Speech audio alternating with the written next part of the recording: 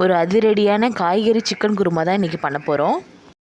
Simple chicken குருமாக்கு தேவையான பொருட்கள்: ஒரு குக்கரை வச்சு தேவையான அளவுக்கு எண்ணெய் ஊற்றிக்கோங்க.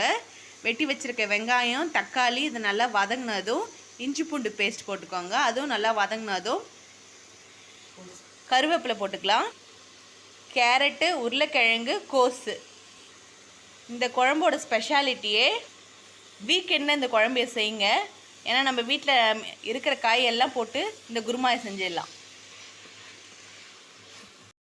ஒரு ஸ்பூன் கரம் மசாலா, ஒரு ஸ்பூன் மல்லித்தூள், ஒரு spoon Kashmiri chilli powder.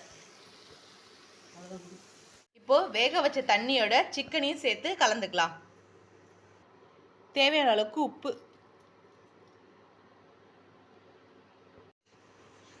Weekend chicken kurma நம்ம வீட்டில் வீக் ஃபுல்லாக சமைச்சிட்டு கடைசியாக ஒரு வெங்காயம், ஒரு தக்காளி, ஒரு கேரட், ஒரு உருளைக்கிழங்கு, பீன்ஸு அந்த மாதிரி மிச்சம்லாம் இருக்கும் இல்லையா, அதை சேர்த்து சிக்கனோடு செஞ்சு சாப்பிட்டுட்டோன்னா நமக்கு காய்கறி மிச்சமானு தெரியாது, சிக்கன் குழம்பு சாப்பிட்ட மாதிரி இருக்கும். நல்லா கொதிச்சிருச்சு. இந்த டைமில் நம்ம அரைச்சி வச்சுருக்க தேங்காய் விழுது சேர்த்துக்கலாம்.